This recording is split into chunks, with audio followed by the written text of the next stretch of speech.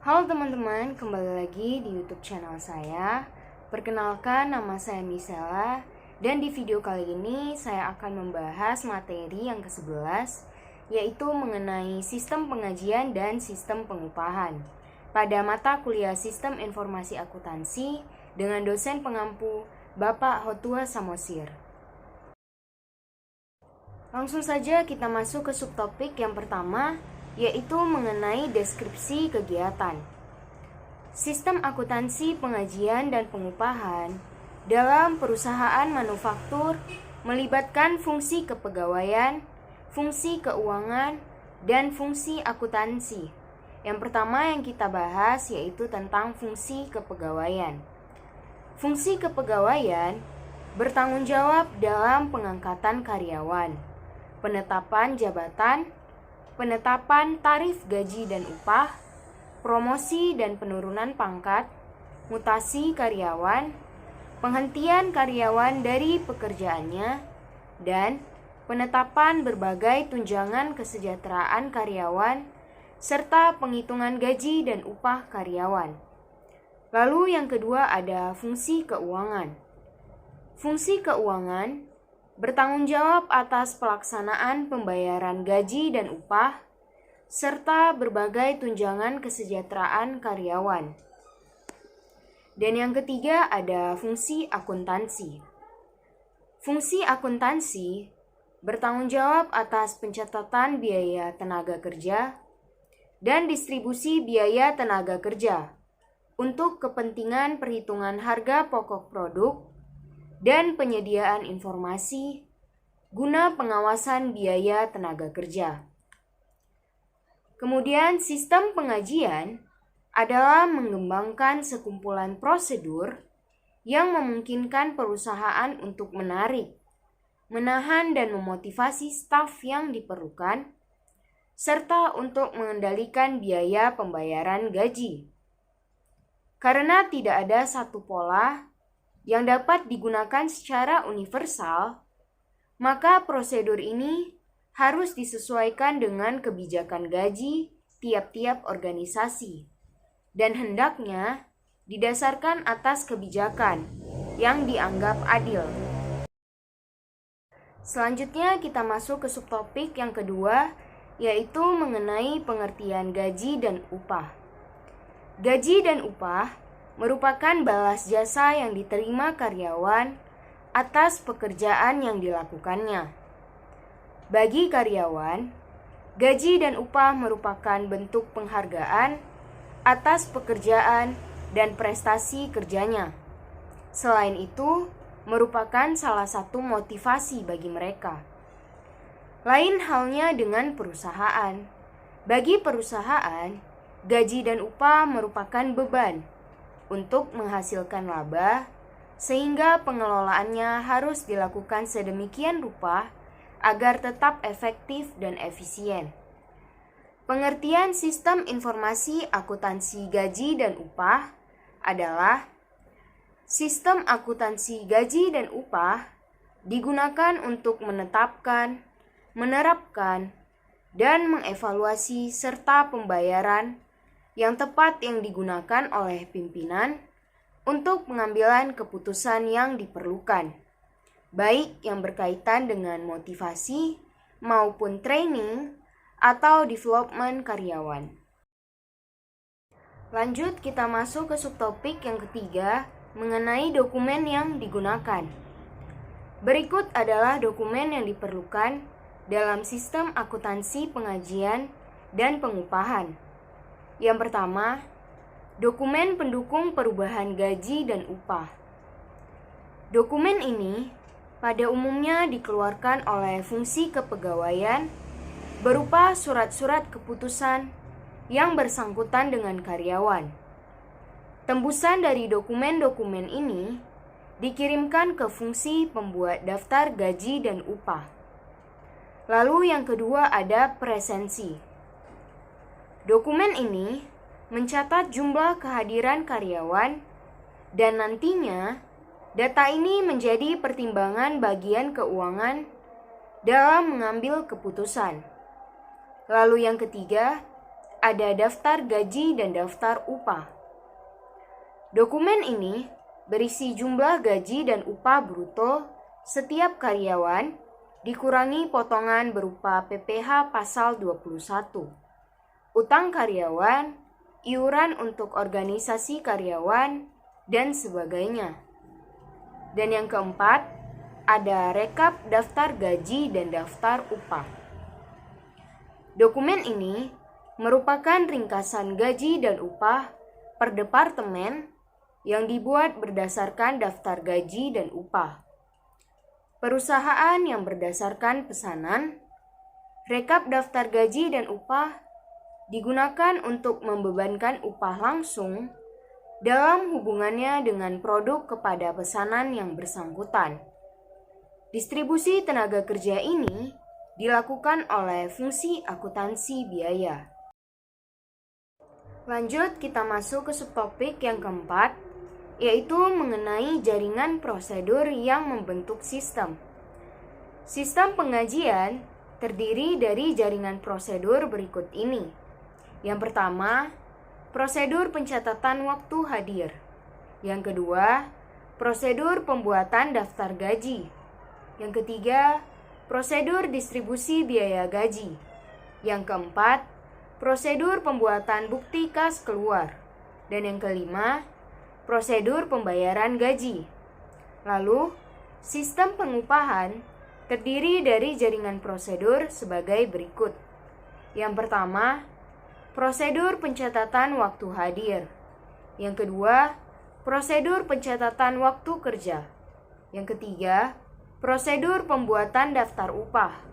Yang keempat, prosedur distribusi biaya upah. Yang kelima, prosedur pembuatan bukti kas keluar. Dan yang keenam, prosedur pembayaran upah. Selanjutnya, kita masuk ke subtopik yang kelima, yaitu mengenai fungsi terkait. Fungsi-fungsi yang terkait dengan sistem akuntansi pengajian dan pengupahan adalah sebagai berikut. Yang pertama itu fungsi PSDM atau HCD. Fungsi ini bertugas untuk merekap hasil presensi karyawan yang nantinya disetor ke fungsi keuangan. Lalu yang kedua, ada fungsi keuangan. Fungsi ini bertanggung jawab untuk membuat slip gaji berdasarkan data yang telah diterima dari fungsi PSDM atau HCD dan membuat laporan penggajian. Lalu yang ketiga ada manajer. Manajer memvalidasi semua kejadian yang telah dilakukan oleh fungsi-fungsi sebelumnya. Kemudian, fungsi yang terkait dalam sistem akuntansi penggajian dan pengupahan adalah 1. Fungsi kepegawaian. 2.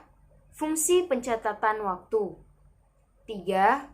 Fungsi pembuat daftar gaji dan upah. 4. Fungsi akuntansi. Dan yang kelima, fungsi keuangan. Selanjutnya, kita masuk ke subtopik yang keenam, yaitu mengenai unsur pengendalian internal. Hal ini mencakup struktur organisasi dan semua cara-cara serta alat-alat yang dikoordinasikan yang digunakan di dalam perusahaan dengan tujuan untuk menjaga keamanan harta milik perusahaan, memeriksa ketelitian dan kebenaran data akuntansi, memajukan efisiensi di dalam operasi, dan membantu dipatuhinya kebijakan manajemen yang telah diterapkan lebih dahulu. Untuk tujuan di atas, terdapat elemen-elemen yang merupakan ciri-ciri pokok pengendalian internal. Pengendalian intern yang memuaskan meliputi 1. Suatu struktur organisasi yang memisahkan tanggung jawab fungsional secara tetap. 2. Suatu sistem wewenang dan prosedur pembukuan yang baik, yang berguna untuk melakukan pengawasan akuntansi yang cukup terhadap harta milik, utang-utang, pendapatan-pendapatan, dan biaya-biaya. Lalu yang ketiga ada praktek-praktek yang sehat yang harus dijalankan di dalam melakukan tugas-tugas dan fungsi-fungsi setiap bulan organisasi. Lalu yang keempat, suatu tingkat kecakapan pegawai yang sesuai dengan tanggung jawab. Pengendalian intern dibutuhkan setiap perusahaan agar dalam menjalankan usahanya tidak menyimpang dari yang telah ditetapkan lebih dahulu. Kemudian, unsur pengendalian intern dalam sistem akuntansi pengajian menurut Mulyadi adalah sebagai berikut. Yang pertama ada organisasi. Di dalam organisasi, namanya tercantum dalam daftar gaji harus memiliki surat keputusan pengangkatan sebagai karyawan, perusahaan yang ditandatangani oleh direktur utama. Lalu, setiap perubahan gaji karyawan karena perubahan pangkat, perubahan tarif gaji, tambahan keluarga harus didasarkan pada surat keputusan direktur keuangan. Kemudian, setiap potongan atas gaji karyawan selain dari pajak penghasilan karyawan harus didasarkan atas surat potongan gaji yang diotorisasi oleh fungsi kepegawaian. Lalu dalam organisasi, kartu jam hadir harus diotorisasi oleh fungsi pencatatan waktu. Perintah lembur harus diotorisasi oleh kepala departemen yang bersangkutan.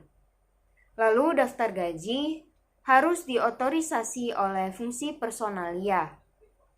Dan yang terakhir di dalam organisasi, bukti kas keluar untuk pembayaran gaji harus diotorisasi oleh fungsi akuntansi. Kemudian yang kedua, prosedur pencatatan. Di dalam prosedur pencatatan, yang pertama, perubahan dalam pencatatan penghasilan karyawan direkonsiliasi dengan daftar gaji karyawan. Kartu penghasilan karyawan diselenggarakan oleh fungsi pembuat daftar gaji dan upah untuk mengumpulkan semua penghasilan yang diperoleh masing-masing karyawan selama jangka waktu setahun. Informasi yang dicantumkan dalam kartu penghasilan karyawan ini dipakai sebagai dasar perhitungan pajak penghasilan yang menjadi kewajiban setiap karyawan. Lalu yang kedua, di dalam prosedur pencatatan, tarif upah yang dicantumkan dalam kartu jam kerja diverifikasi ketelitiannya oleh fungsi akuntansi biaya. Fungsi akuntansi ini banyak bertanggung jawab atas distribusi upah langsung ke dalam kartu harga pokok produk pesanan yang menggunakan tenaga kerja langsung yang bersangkutan. Distribusi upah langsung tersebut dilakukan berdasarkan data yang dikumpulkan dalam kartu jam kerja. Lalu yang ketiga ada praktek yang sehat. Di dalam praktek yang sehat, yang pertama, kartu jam hadir harus dibandingkan dengan kartu jam kerja sebelum kartu yang terakhir ini dipakai sebagai dasar distribusi biaya tenaga kerja langsung. Lalu yang kedua, pemasukan kartu jam hadir ke dalam mesin pencatat waktu harus diawasi oleh fungsi pencatat waktu. Kemudian yang ketiga, pembuatan daftar gaji harus diverifikasi kebenaran dan ketelitian perhitungannya oleh fungsi akuntansi sebelum dilakukan pembayaran. Kemudian yang keempat, perhitungan pajak penghasilan karyawan direkonsiliasi dengan catatan penghasilan karyawan. Dan yang terakhir, yang kelima, di dalam praktek yang sehat, catatan penghasilan karyawan disimpan oleh fungsi pembuat daftar gaji. Demikian materi topik yang ke-11 saya sampaikan. Tunggu video berikutnya dengan topik Sistem Akuntansi Biaya. Atas perhatiannya, sekian saya ucapkan banyak terima kasih.